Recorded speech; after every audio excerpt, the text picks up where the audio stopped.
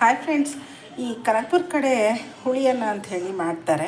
ಈ ಹುಳಿಯನ್ನ ಹೇಗೆ ಮಾಡೋದು ಅಂತ ಹೇಳಿ ತೋರಿಸ್ತಾ ಇದ್ದೀನಿ. ಈ ಹುಳಿಯನ್ನ ಮಾಡೋಕ್ಕೆ ಸ್ವಲ್ಪ ತೆಂಗಿನಕಾಯಿ ಬೇಕು ಮತ್ತು ಒಂದು ನಿಂಬೆಹಣ್ಣು ಗಾತ್ರದಷ್ಟು ಹುಣಸೆಹಣ್ಣು ತೊಗೊಂಡಿದ್ದೀನಿ. ಮತ್ತು ಬೆಳ್ಳುಳ್ಳಿ, ಶುಂಠಿ ಸ್ವಲ್ಪ, ಮತ್ತು ಕೊತ್ತಂಬರಿ ಸೊಪ್ಪು ಮತ್ತು ಕರಿಬೇವಿನ ಸೊಪ್ಪು ಎರಡೂ, ಮತ್ತು ಜೀರಿಗೆ 1 ಸ್ಪೂನು, ಖಾರಕ್ಕೆ ಒಣಮೆಣಸಿನ್ಕಾಯಿ ಯಾರು ತೊಗೋಬೋದು, ಚಿಲ್ಲಿ ಪೌಡ್ರ್ ಖಾರ ಪುಡಿ ಯಾರು ತೊಗೋಬೋದು. ಇದನ್ನು ನೀರು ಹಾಕಿ ನುಣ್ಣಗೆ ರುಬ್ಕೋಬೇಕು. ಒಂದು ಚಿಕ್ಕ ಮಿಕ್ಸರ್ ಜಾರಲ್ಲಿ ಇವನ್ನೆಲ್ಲ ಹಾಕಿಬಿಟ್ಟು, ಇವೆಲ್ಲ ಡ್ರೈ ಏನು ಹಾಗೆ ರೋಸ್ಟ್ ಮಾಡಬೇಕು ಅಂತೇನಿಲ್ಲ, ಹಾಗೆ ಎಲ್ಲ ನೀಟಾಗಿ ನುಣ್ಣಗೆ ರುಬ್ಕೋಬೇಕು. ಇವನ್ನ ನೋಡಿ, ಈ ಥರ ನುಣ್ಣಗೆ ರುಬ್ಬಿಟ್ಕೊಂಡಿದ್ದೀನಿ. ಹಾಗೆ ಒಂದು ಕುಕ್ಕರ್ ಕೂಡ ಕಾಯಕ್ಕೆ ಇಟ್ಕೊಂಡಿದ್ದೀನಿ. ಸ್ವಲ್ಪ ಕುಕ್ಕರ್ ಕಾಯಬೇಕದು. ಈಗ ಎಣ್ಣೆ ತೊಗೊಂಡಿದ್ದೀನಿ, ಎಣ್ಣೆ ಕಾಯಕ್ಕೆ ಇಟ್ಕೊಂಡಿದ್ದೀನಿ. ಈ ಎಣ್ಣೆಗೆ ಸ್ವಲ್ಪ ಕಡಲೆ ಬೀಜ ಹಾಕ್ಕೊತಾ ಇದ್ದೀನಿ. ಕಡಲೆ ಬೀಜ ಕೆಂಪಗೆ ರೋಸ್ಟ್ ಆಗಬೇಕು. ನೋಡಿ, ಈ ಥರ ಕೆಂಪಗೆ ಕಡಲೆ ಬೀಜ ರೋಸ್ಟ್ ಆದಮೇಲೆ ಮತ್ತೆ ಒಂದೆರಡು ಕರಿಬೇವಿನ ಸೊಪ್ಪು ಹಾಕ್ಕೊತಾ ಇದ್ದೀನಿ. ಹಾಗೆ ಸ್ವಲ್ಪ ಅರಿಶಿನ ಪುಡಿ ಹಾಕ್ಕೊತಾ ಇದ್ದೀನಿ. ಮತ್ತು ಇದೇನು ರುಬ್ಬಿರ್ತೀವಲ್ಲ ಮಿಶ್ರಣ, ಅದನ್ನ ಹಾಕ್ಕೊತಾ ಇದ್ದೀನಿ.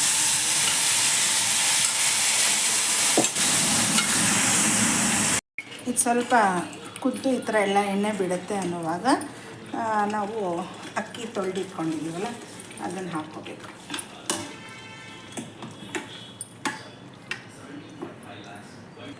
ಹಾಗೆ ಉಪ್ಪು ಕೂಡ ನೋಡಿಬಿಟ್ಟು ಹಾಕ್ಕೊಳ್ಳಿ ರುಚಿಗೆ. ನೀರು ಹಾಕ್ಕೊತಾ ಇದ್ದೀನಿ. ಇದು 2-3 ವಿಷಲ್ ಕೂಗಬೇಕು. ನೀರು ಸಮ ಪ್ರಮಾಣದಲ್ಲಿ ಹಾಕ್ಕೋಬೇಡಿ, ಸ್ವಲ್ಪ ನೀರು ಜಾಸ್ತಿನೇ ಇರಲಿ. ಯಾಕಂದರೆ ಅನ್ನ ಇದು ಸ್ವಲ್ಪ ಮುದ್ದೆ ಥರ ಆದ್ರೇ ಅದು ರುಚಿಯಾಗಿರುತ್ತೆ. ಹೀಗಾಗಿ ಸ್ವಲ್ಪ, ಈಗ 1 ಲೋಟಕ್ಕೆ 2 ಲೋಟ ನೀರು ಹಾಕ್ತೀನಿ ಅಂದರೆ 2 ಲೋಟ ಹಾಕ್ಕೋಬೇಡಿ, 2.5 ಲೋಟ 3 ಲೋಟದಷ್ಟು ಹಾಕ್ಕೊಳ್ಳಿ. ಇದು ಸ್ವಲ್ಪ ಮುದ್ದೆ ಆಗಬೇಕು. ಹುಳಿ ಅನ್ನ ಅಂಥೇಳಿ ಮುದ್ದೆ ಅನ್ನ ಅಂತ ಕೂಡ ಕರೀತಾರೆ, ಹುಳಿ ಅನ್ನ ಕೂಡ ಕರೀತಾರೆ. ತುಂಬ ಟೇಸ್ಟಾಗಿ ಚೆನ್ನಾಗಿರುತ್ತೆ. ಇದು 2-3 ವಿಷಲ್ ಕೂಗಬೇಕೀಗ. ನಾನಿಲ್ಲಿ ಮುಚ್ಕೊತಾ ಇದ್ದೀನಿ. ನೋಡಿ, ಹುಳಿ ಅನ್ನ ರೆಡಿ ಆಗಿದೆ. ಇದನ್ನ ನೀಟಾಗಿ ಕಲಿಸ್ಕೊಬೇಕು.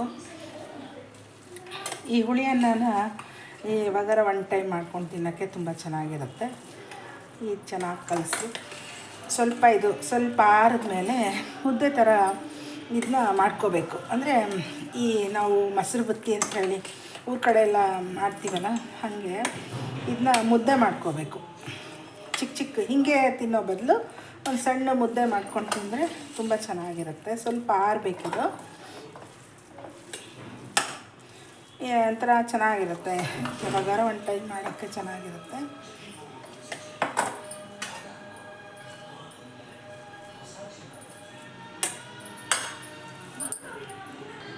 ನೋಡಿ, ಹುಳಿಯನ್ನ ರೆಡಿ ಆಯಿತು.